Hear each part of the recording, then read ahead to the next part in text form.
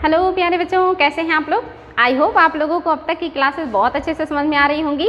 और जो भी है पार्ट आप जानते हैं कि हम लोग साउथ का इतिहास पढ़ रहे हैं या दक्षिण भारत का इतिहास पढ़ रहे हैं। तो इसमें मोस्टली जो है बच्चों को प्रॉब्लम होती है क्योंकि समझ में नहीं आता कि कौन से टाइम में कौन से राजाओं का शासन चल रहा था। तो अगर आप इसको सीक्वेंस से देख रहे होंगे तो आप लोगों को बिल्कुल भी प्रॉब्लम नहीं होगी।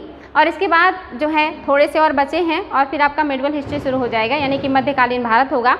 लेकिन अभी आपका जो है थोड़े जो बचे हुए हैं टॉपिक उसको हम डिस्कस करेंगे, जो कि दक्षिण भारत से संबंधित राजवंश हैं, जो काफ़ी महत्वपूर्ण है, जहाँ से अब एग्ज़ाम में बहुत ज़्यादा क्वेश्चन बनने लगे हैं। तो इसी को हम आगे डिस्कस करेंगे। और आज भी जो टॉपिक हमने लिया है पाल, प्रतिहार और राष्ट्रकूट, काफ़ी इंपॉर्टेंट टॉपिक है और यहाँ से भी एग्जाम में बहुत ज़्यादा क्वेश्चन बनते हैं। और ये जो है एक एक पॉइंट बहुत इंपॉर्टेंट है, इसलिए बहुत केयरफुली इसको देखिएगा और नोट कीजिएगा। तो चलिए बच्चों, आज की क्लास की शुरुआत करते हैं। और आज जो आपका क्लास है ये शुरू कर रहे हैं पाल, प्रतिहार और राष्ट्रकूट वंश का।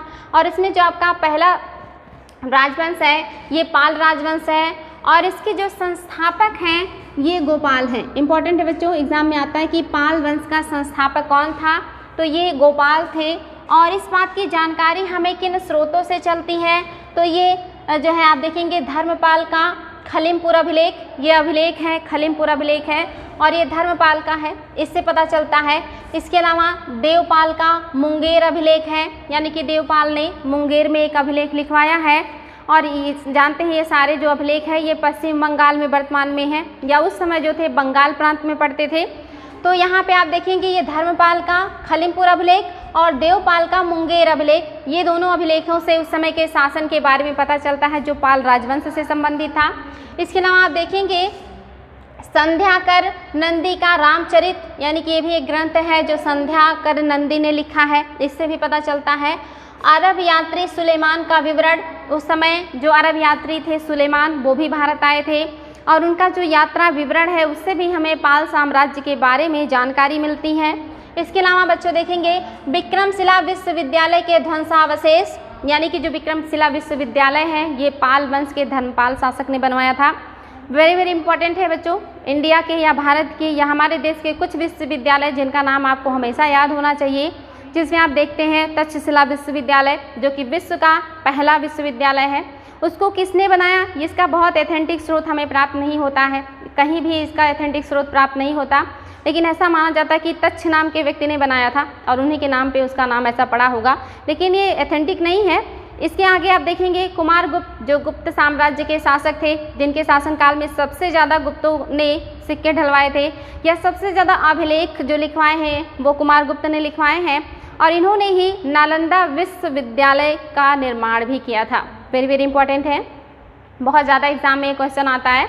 और ये विश्व का पहला और सबसे भव्य या बड़ा विश्वविद्यालय था जहाँ से दुनिया के अलग अलग क्षेत्रों से लोग अध्ययन करने के लिए आते थे, चाहे वो चाइना हो, इंडोनेशिया हो, इसके अलावा मलाया हो। इसके अलावा आप देखेंगे कि जापान, कोरिया तक के जो व्यक्ति थे वो अध्ययन करने के लिए नालंदा विश्वविद्यालय में आते थे। और ये विश्वविद्यालय बहुत ही अद्भुत था, इसके बारे में मैंने इसके पहले भी डिस्कस किया है कि वहाँ पे क्या व्यवस्थाएं हुआ करती थी, कितना ज़्यादा वहाँ पे डिसिप्लिन था, अनुशासन था। तो ये जो विश्वविद्यालय हैं इन महान शासकों ने बनाए हैं। इन्हीं में से एक और विश्वविद्यालय है विक्रमशिला विश्वविद्यालय, जिसको बनाने का जो श्रेय है ये धर्मपाल को जाता है जो कि पाल राजवंश के शासक हैं। तो ये बहुत ही इंपॉर्टेंट है, एग्जाम में बार बार आता है कि विक्रमशिला विश्वविद्यालय किस शासक ने बनाया था, तो धर्मपाल ने बनाया था। और इसके भी ध्वंसावशेष हमें वर्तमान में प्राप्त होते हैं, यानी कि ये नष्ट हो चुका है। और किसने नष्ट किया है इसको विस्तार में मध्यकालीन भारत में जो है डिस्कस करेंगे।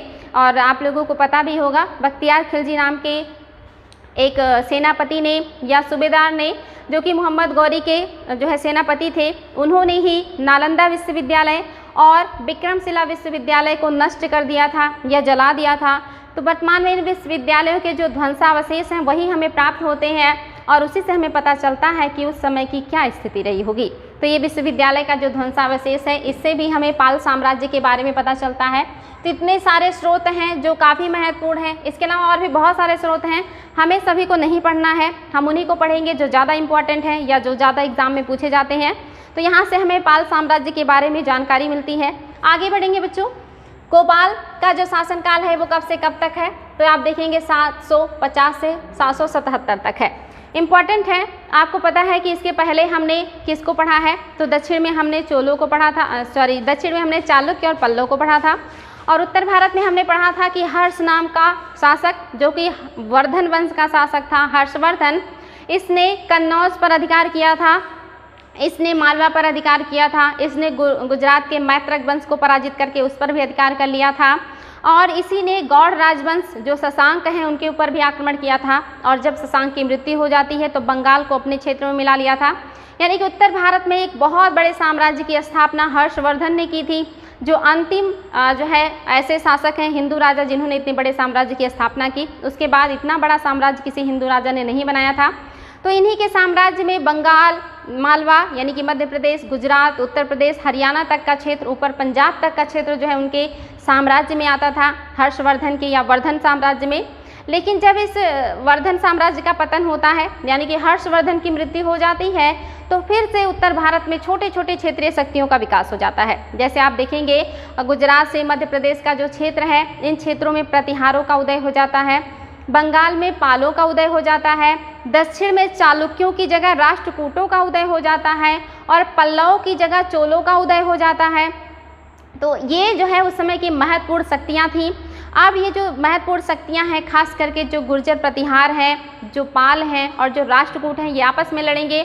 और लड़ने का रीज़न क्या है? कन्नौज। आपको पता होना चाहिए कि जो कन्नौज है ये कई बार जो है लोगों के लिए लड़ाई का केंद्र बना। इसके पहले वर्धन वंश का जब हम अध्ययन कर रहे थे तभी हमने देखा था कि जो कन्नौज के शासक थे गृहवर्मा, जिनकी पत्नी राज्यश्री थी, उनकी हत्या शशांक ने रामगुप्त के साथ मिलकर के करवा दी थी। और वहाँ भी रीजन था कि कन्नौज पर अधिकार किया जाए। और कन्नौज पे अधिकार करना क्यों चाहते हैं लोग?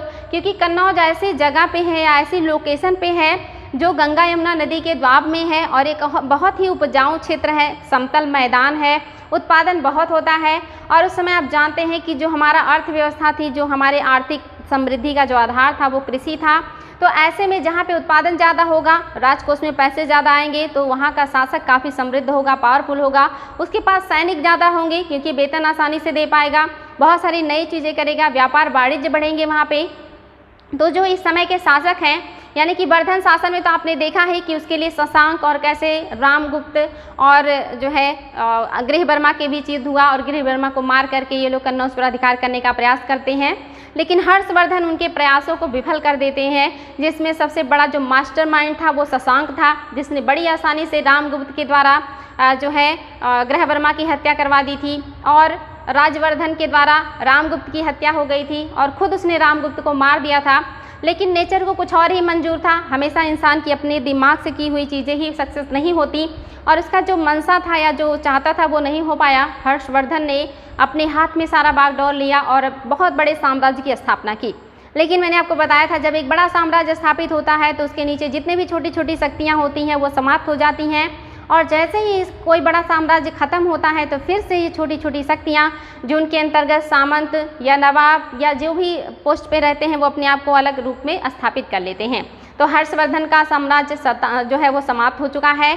और अब आप देखेंगे जो गुजरात और मालवा का क्षेत्र है, इसके बीच में जो है प्रतिहार शासक आ चुके हैं, बंगाल में पाल शासक आ चुके हैं, और दक्षिण में चालुक्यों की जगह राष्ट्रकूट आए हैं, और उनके नीचे पल्लव की जगह चोल आ गए हैं। लेकिन अभी जो सबसे पावरफुल है ये आप देखेंगे प्रतिहार, राष्ट्रकूट और पाल।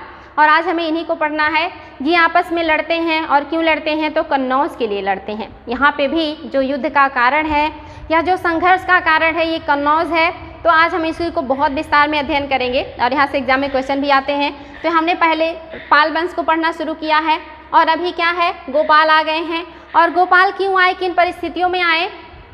तो हर्षवर्धन के मरने के बाद जो वहाँ उत्तर भारत का साम्राज्य था या जो उनका एक बहुत बड़ा एरिया था, उसमें छोटी छोटी शक्तियाँ उभरने लगती हैं, सब लोग आपस में लड़ने लगते हैं। एक मत्स्य न्याय जैसे स्थिति बन जाती है, यानी कि कोई किसी को भी मार देता है, किसी का किसी के ऊपर कंट्रोल नहीं है, कोई केंद्रीय शक्ति नहीं है, तो सब तरफ अराजकता फैल जाती है। ऐसी स्थिति में जो बंगाल के लोग थे उन्होंने स्वेच्छा से गोपाल को, जो उनमें सबसे योग्य व्यक्ति था, जिसके हाथ में नेतृत्व दिया जा सकता था, उसे शासक बनने के लिए चुन लेते हैं। यानी कि जो गोपाल हैं इन्होंने कोई युद्ध नहीं किया शासक बनने के लिए, कोई षड्यंत्र नहीं रचा, बल्कि इनको जनता ने स्वेच्छा से राजा बनाया।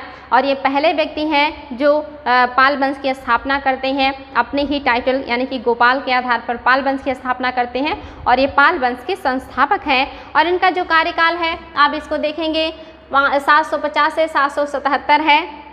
आप देखेंगे लगभग 27 वर्षों तक इन्होंने अच्छा खासा शासन किया है और ये काफ़ी उदार प्रवृत्ति के राजा हैं, इसीलिए इनका जो शासनकाल है बहुत ही अच्छा है। पाल वंश का संस्थापक गोपाल था। राज्यारोहण के समय उसका जो अधिकार था वो पूर्वी बंगाल पर था, लेकिन मृत्यु के समय तक संपूर्ण बंगाल पर उसका कब्जा था। व्यक्तिगत रूप से वह बौद्ध धर्मानुयायी था। तारानाथ के अनुसार उसने ओदंतपुरी बिहार और नालंदा का प्रसिद्ध बिहार बनवाया था। यानी कि जो गोपाल हैं जब ये राजगद्दी पर बैठते हैं तो इनके साम्राज्य में सिर्फ पूर्वी बंगाल था, क्योंकि पश्चिमी जो बंगाल था वो वर्धन वंश के साम्राज्य में चला गया था और आगे चल करके पूरे बंगाल पर अधिकार कर लिया उन्होंने। लेकिन जब ये शासक बने तो इनके पास सिर्फ पूर्वी बंगाल था और मरने तक यानी कि 27 वर्षों में उन्होंने लगभग पूरे बंगाल को जीत करके अपने साम्राज्य में मिला लिया। इनके जो दरबार है ये मोस्टली क्या है, बौद्धिस्ट हैं, यानी कि बौद्ध धर्म को मानते हैं। और इसी वजह से इन्होंने नालंदा बिहार, नालंदा विश्वविद्यालय नहीं बच्चों, नालंदा विहार और ओदंतपुरी बिहार। बिहार क्या होता है मैंने आपको बताया था कि जहाँ पे बौद्ध भिक्षु निवास करते हैं, जहाँ पे वो अपना ध्यान करते हैं, प्रवचन देते हैं, रहते हैं, उसी को विहार कहते हैं। तो इन्होंने नालंदा विहार और ओदंतपुरी विहार बनवाया था बौद्ध भिक्षुओं के लिए, क्योंकि ये खुद भी बौद्धिस्ट हैं, इसलिए इन्होंने ये बनवाया है। तो इम्पॉर्टेंट है बच्चों, इतनी बातें हैं जो इनके बारे में आपको पता होनी चाहिए। नेक्स्ट जो राजा हैं पाल वंश के ये धर्मपाल हैं और जो धर्मपाल का शासन है ये 770 से 810 तक है। आप सोचेंगे कि यहाँ पे 70 है और यहाँ पे 77 है, यानी कि इनके शासनकाल में ही धर्मपाल जो है वो महत्वपूर्ण भूमिका में आ चुके थे और शासन में इनका जो है अधिकार था या कहीं की आधिपत्य हो चुका था, इसीलिए इनको 770 से ही ले रहे हैं। और 810 तक यानी कि लगभग इन्होंने भी आप देखेंगे 40 वर्षों तक शासन किया है। एक अच्छा खासा इन्होंने शासन किया है और ये बड़ी बात होती है और ये काफ़ी महान शासक हैं जो है पाल वंश के। इसका शासनकाल पाल वंश के उत्थान का काल था, यानी कि इनके शासनकाल में पाल वंश का बहुत ज़्यादा उत्थान हुआ था। इसी समय गुर्जर प्रतिहार तथा राष्ट्रकूट शासकों का उत्थान हो रहा था, यानी कि जब बंगाल में पाल वंश अपने उत्थान मतलब कर रहा था या अपना साम्राज्य विस्तार कर रहा था, उसी समय गुर्जर प्रतिहार और राष्ट्रकूट भी अपना साम्राज्य विस्तार करने में लगे थे और अपना उत्थान करने में लगे थे। तो जाहिर सी बात है कि संघर्ष तो होना ही था। जब अलग अलग क्षेत्रों के राज्य अपने अपने साम्राज्य का विस्तार करेंगे तो कहीं ना कहीं उनकी सीमाएं टकराएंगी और जब टकराएंगी तो संघर्ष होगा। और ये तीनों राजवंश आपस में टकराते हैं और तीनों लोग संघर्ष करते हैं और ये संघर्ष लगभग 200 सालों तक चलता है। लगभग ये वंश आपस में 2 सदियों तक लड़ते रहते हैं। और रीज़न क्या था? कन्नौज और दूसरा महत्वाकांक्षा अपने साम्राज्य विस्तार करने का। तो ये है बच्चों, यहाँ पे शुरू हो चुका है। सारे राजवंश अपने अपने क्षेत्रों में अपने अपने आप को बढ़ाने का प्रयास कर रहे हैं, सबसे पावरफुल दिखाने का प्रयास कर रहे हैं। तो उत्थान हो रहा था। पाल शासकों में धर्मपाल ही प्रथम था जिसने त्रिपक्षीय संघर्ष में भाग लिया। ये त्रिपक्षीय संघर्ष क्या है? तो एग्जाम में आता है बच्चों कि त्रिपक्षीय संघर्ष में कौन से शासक शामिल थे। तो वहाँ पे ऑप्शन में दे देगा कि पाल प्रतिहार चोल, पाल प्रतिहार पल्लव, पाल प्रतिहार राष्ट्रकूट, पाल प्रतिहार सातवाहन या कोई और, यानी कि कुछ तो ऐड कर देते हैं। तो आपको पता होना चाहिए कि जो संघर्ष है पक्षीय, इसमें जो है गुर्जर प्रतिहार है या प्रतिहार और पाल और राष्ट्रकूट, ये 3 नाम आपको याद होना चाहिए। गुर्जर प्रतिहार और पाल, ये गुर्जर प्रतिहार एक राजवंश है, दूसरा पाल है और तीसरा राष्ट्रकूट है। इन्हीं तीनों लोगों ने कन्नौज के लिए और साम्राज्य विस्तार के लिए आपस में युद्ध किया है। तो एग्जाम में बहुत ज़्यादा आता है, चाहे नेट हो, IAS हो, PCS हो या छोटे एग्जाम्स हो, सब में इसको पूछते हैं। और ये काफ़ी इंपॉर्टेंट है क्योंकि ये 200 सालों तक चली हुई लड़ाई है, तो इसको तो एग्ज़ाम में पूछना ही है। तो यहाँ पे लोग ऑप्शन चेंज कर देते हैं जहाँ बच्चे कंफ्यूज हो जाते हैं। अगर अच्छे से स्टडी नहीं होगी तो कन्फ्यूज़न होना लाजमी है। तो यहाँ पे आप देखेंगे इन्हीं के शासनकाल में, अगर एग्जाम में आए कि कौन सा वो पाल वंश का शासक था जिसके शासनकाल में त्रिपक्षीय संघर्ष शुरू हो गया था, तो धर्मपाल थे। और लगभग इन्हीं के शासनकाल में देखेंगे साम्राज्य का विस्तार हो रहा है, उत्थान हो रहा है।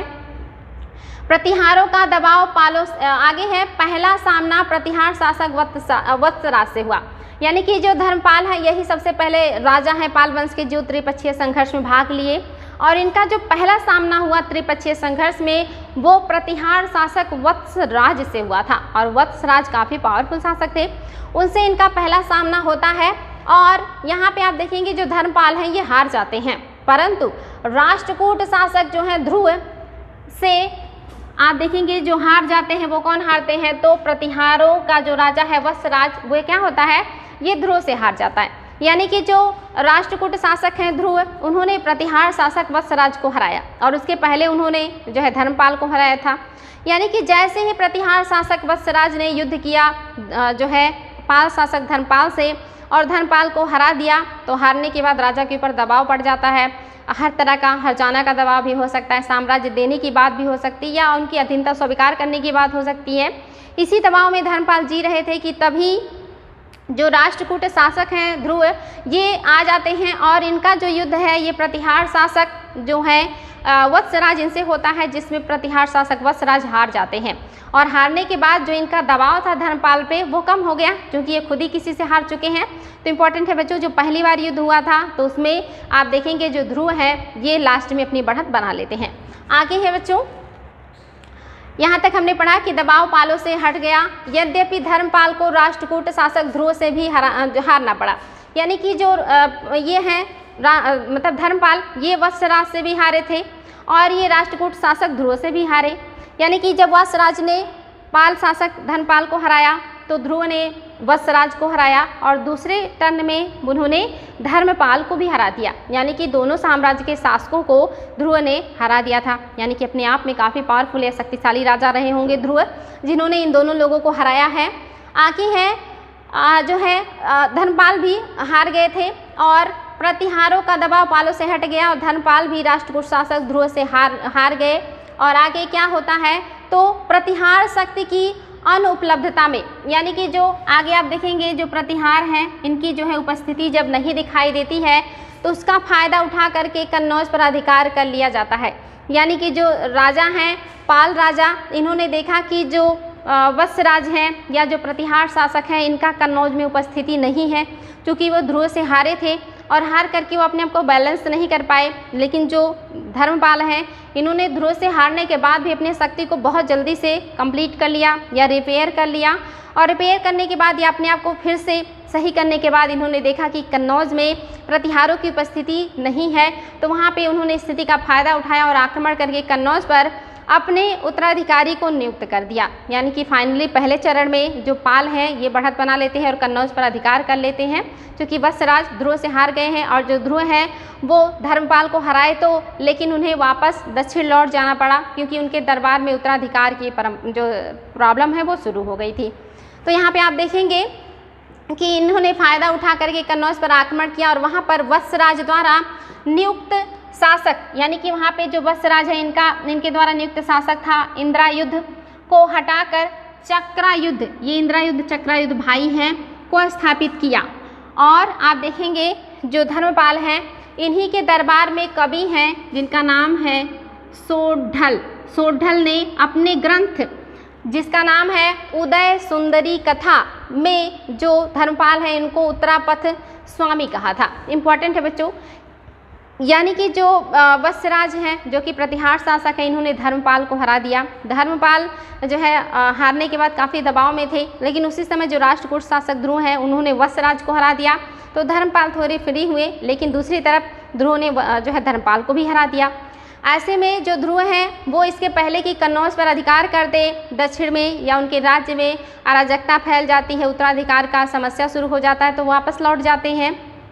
और जो धर्मपाल हैं ये अपने आप को फिर से जल्दी से अपनी सेना को व्यवस्थित कर लेते हैं या अपने आप को फिर से रिचार्ज कर लेते हैं, और देखते हैं कि जो प्रतिहार हैं वो अभी उस परेशानी से बाहर नहीं निकले, हारने वाले सदमे से बाहर नहीं निकल पाए हैं, और इस बात का फ़ायदा उठा करके कन्नौज पर जाते हैं। और कन्नौज में दो भाई थे, चक्रायुध और इंद्रायुध।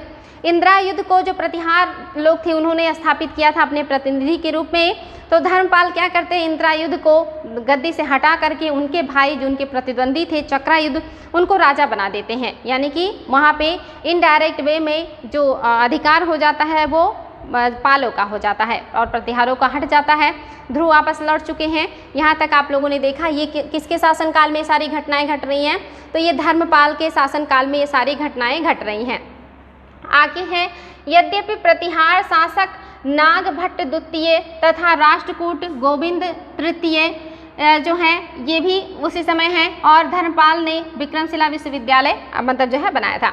यानी कि यहाँ पे ये लोग स्थापित हो गए और इन्होंने इसका जो है उपाधि दे दी।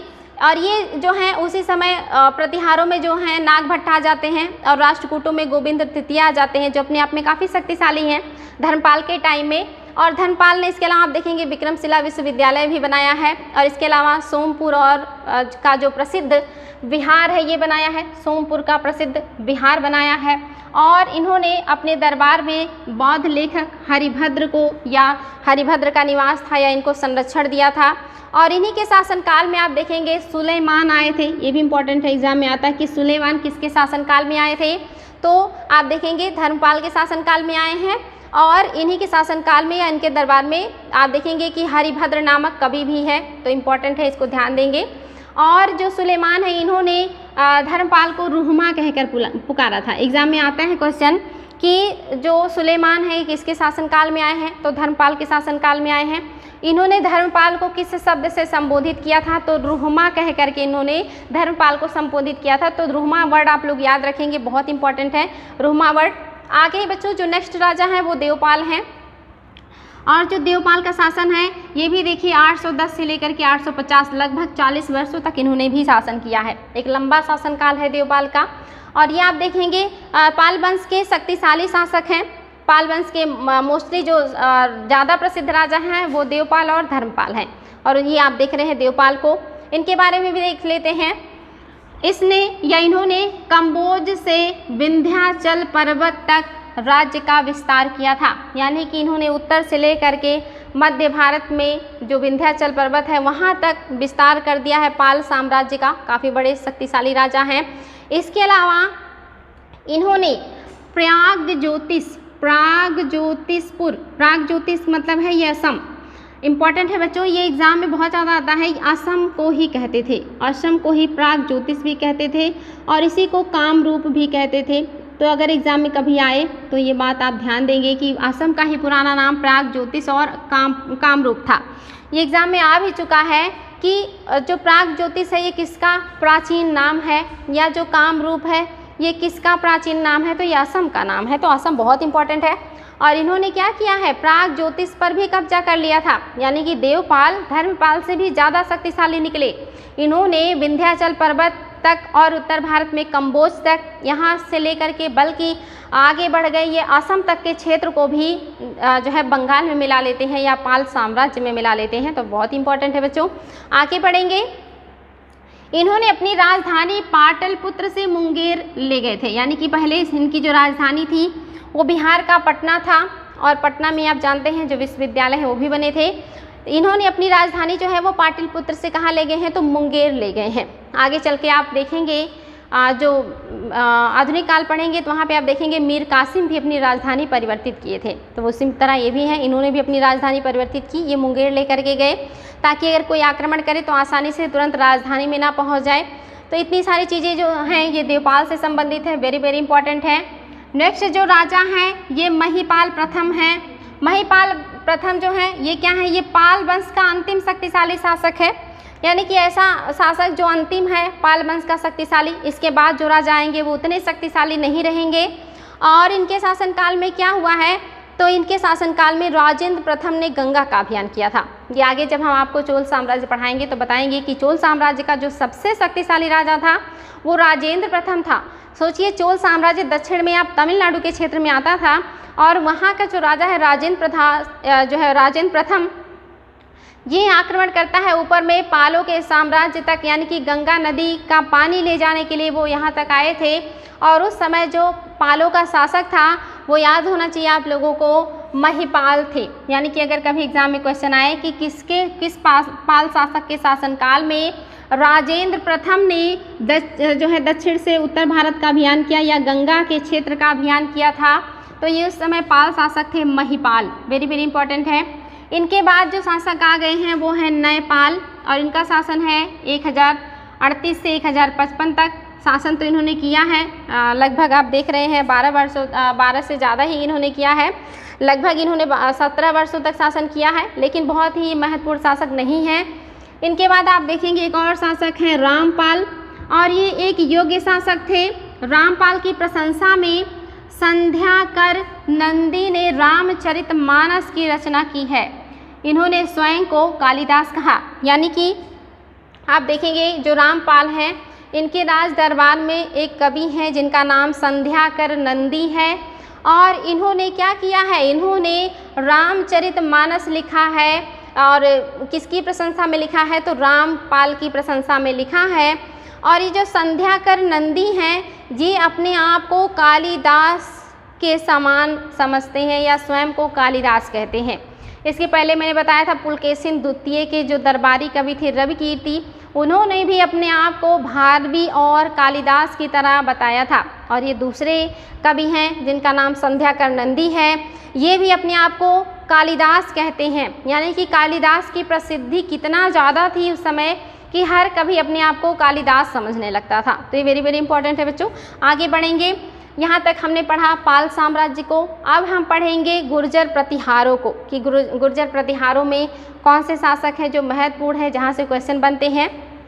तो यहाँ पे भी देखते हैं, पहले जो शासक हैं ये आप देखेंगे नागभट्ट प्रथम हैं, और इनका जो शासनकाल है ये 730 से 756 है। यानी कि एक लंबा टाइम पीरियड है जब नागभट्ट प्रथम ने शासन किया है। नागभट्ट प्रथम ने अरब शासकों का प्रतिरोध किया, यानी कि इनके समय में अरबों का आक्रमण हुआ था।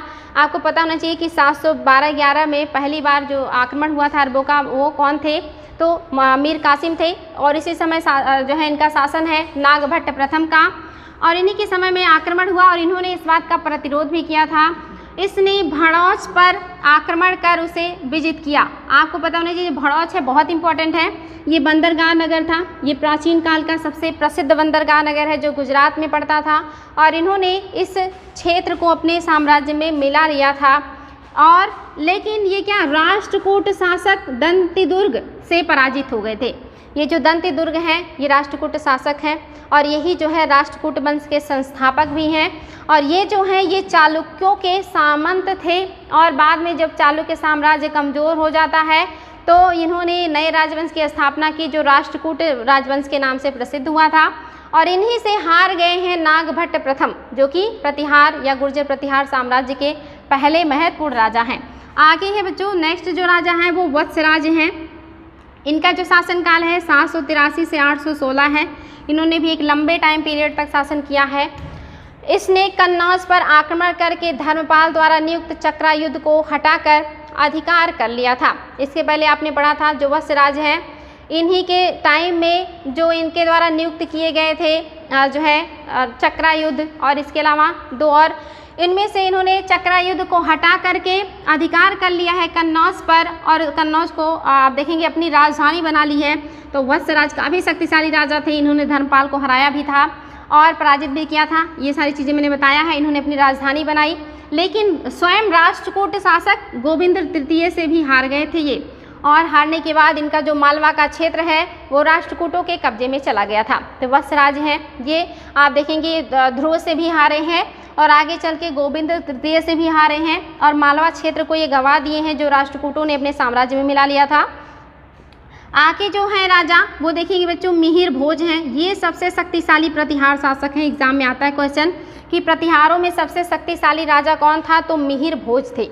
ये शक्तिशाली शासक थे और इन्होंने विष्णु की जो है विष्णु की उपासना करते थे, और इसीलिए इन्होंने आदि वाराह की उपाधि धारण की थी। इंपॉर्टेंट है, ये विष्णु उपासक है, आदि वाराह का इन्होंने उपाधि धारण किया है।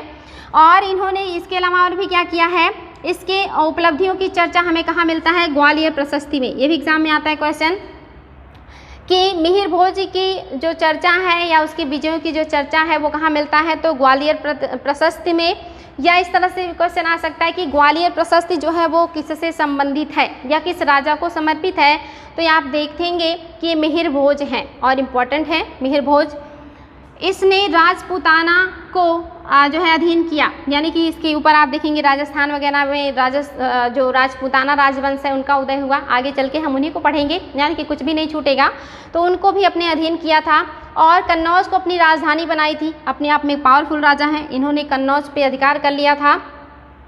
प्रारंभ में इसे पाल नरेश देवपाल और राष्ट्रकूट शासक ध्रुव से पराजित होना पड़ा, परंतु देवपाल की मृत्यु के पश्चात उत्तराधिकारी नारायण पाल को पराजित कर पाल साम्राज्य के पश्चिमी भाग को जीत लिया। यानी कि पहले तो ये हार गए देवपाल से, लेकिन जैसे ही उनकी मृत्यु हो जाती है तो एक कमजोर शासक पाल वंश में नारायण पाल आता है और नारायण पाल के शासनकाल में ये जो मिहिर भोज है इन्होंने आक्रमण किया पाल वंश पर और उसको हरा करके जो पश्चिमी हिस्सा है बंगाल का उसको अपने साम्राज्य में मिला लिया। तो कितने पावरफुल हैं ये हम समझ सकते हैं। कन्नौज का इन्होंने राजधानी बनाया है और साम्राज्य को अपने विस्तार किया है। आगे है तथा राष्ट्रकूट शासक कृष्ण तृतीय को नर्मदा नदी के तट पर पराजित किया और मालवा तक का जो क्षेत्र है उसको अधिकार कर लिया।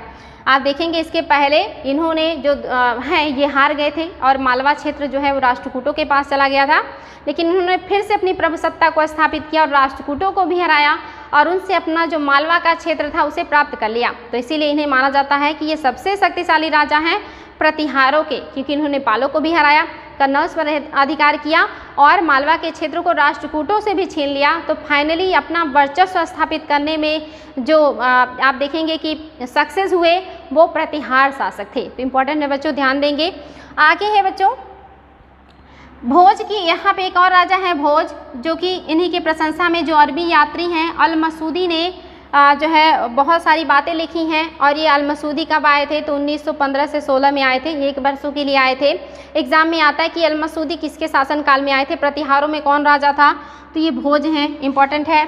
और इन्हीं को इन्होंने बरुआ कहा है। एग्जाम में आया है कि बरुआ शब्द अल मसूदी ने किस राजा के लिए उपयोग किया है, तो आपको पता होना चाहिए कि उस जो भोज हैं उनके लिए अल मसूदी शब्द का बरुआ शब्द का प्रयोग किया है इन्होंने। तो ये आपको याद होना चाहिए कि धर्मपाल के लिए कौन सा इन्होंने उपयोग किया है और भोज के लिए इन्होंने कौन से शब्द का उपयोग किया है, तो दोनों इंपॉर्टेंट है। यहाँ पे आप देखेंगे यहाँ अल मसूदी आए हैं, यहाँ पे सुलेमान आए हैं। सुलेमान ने उनको रुहमा कहा है और अल मसूदी ने भोज को बरुआ कहा है। ये दोनों एग्जाम में क्वेश्चन आया बच्चों।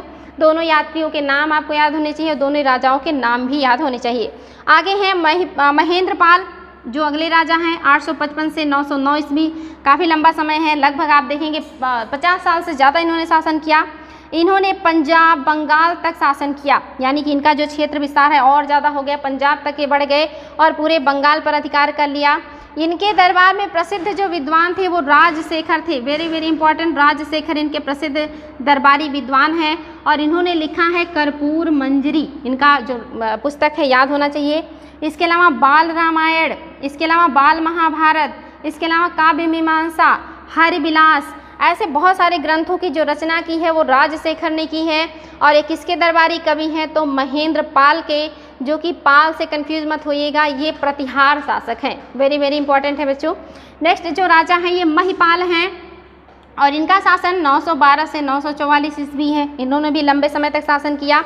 इनका शासन शांति का और समृद्धि का काल था, यानी कि इन्होंने बहुत ज़्यादा युद्ध नहीं किया, साम्राज्य विस्तार नहीं किया है, तो इन्होंने बहुत शांतिप्रिय शासन किया। किंतु राष्ट्रकूट शासक इंद्र तृतीय से पराजित हुआ था, यानी कि ये किसी के ऊपर आक्रमण तो नहीं किए, लेकिन राष्ट्रकूट शासक इंद्र तृतीय ने इनके ऊपर आक्रमण किया और उसमें ये पराजित हो गए थे। इनके शासनकाल के उत्तरार्ध में, यानी कि बाद के कालों में क्या होता है तो प्रतिहार शासन कमज़ोर होने लगता है, यानी कि इन्हीं के शासन के बाद के कालों में प्रतिहार शासन जो है वो कमज़ोर होने लगता है। और आप देखेंगे जब कमज़ोर होने लगेगा तो चंदेल, गोहिल, चौहान, कच्छ घाट सामंत स्वतंत्र होने लगते हैं। ये सारे सामंत जो हैं आप देखेंगे इन्हीं के पतन होने के बाद खजुराहो मध्य प्रदेश के क्षेत्र में चंदेल राजवंश आ जाएंगे, जो खजुराहो के मंदिरों का निर्माण कराएंगे। ये कब आएंगे तो प्रतिहारों के पतन के बाद। इन्हीं के पतन के बाद चौहान आ जाएंगे, जिनको भी हम मध्यकाल में पढ़ेंगे, पृथ्वीराज चौहान, द्वितीय, प्रथम, तृतीय, गौरी का आक्रमण। यानी कि जैसे इनका पतन होगा फिर से नए नए राजवंशों का उदय होगा।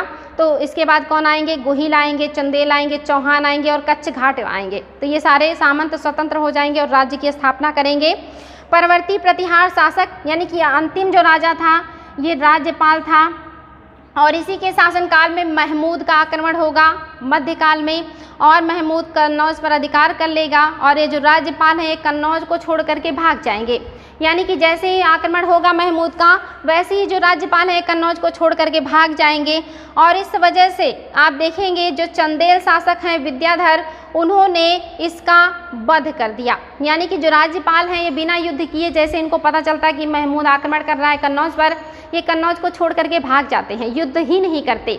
इस बात से रुष्ट होकर के या नाराज होकर के जो चंदेल शासक थे, काफ़ी शक्तिशाली शासक थे, उन्होंने क्या किया, विद्याधर ने इनकी हत्या कर दी। क्या बुज़दिल है, आपने युद्ध किया ही नहीं और दुश्मन को अपने साम्राज्य पर अधिकार करने दिया, तो विद्याधर ने इनकी हत्या कर दी। और यहाँ पे आप देखेंगे जो अश्व सेना है ये प्रतिहारों की सबसे शक्तिशाली सेना हुआ करती थी।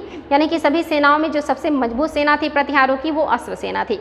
तो इतने सारे इंपॉर्टेंट बच्चे हैं पॉइंट्स, इसको पढ़िए। और नेक्स्ट वीडियो में हम जो है राष्ट्रकूटों को भी कवर करेंगे, और इसके बाद टोटल जो भी ये चीज़ें हुई हैं उसको हम बाय मैप आप लोगों को समझाएंगे, ताकि जो भी आपने समझा वो पूरी तरह से क्लियर हो जाए और आप लोगों को कोई प्रॉब्लम ना हो। तो आज के लिए रहने देते हैं बच्चों, और कल फिर मिलते हैं नई ऊर्जा नई एनर्जी के साथ। कल मिलेंगे। Thank you.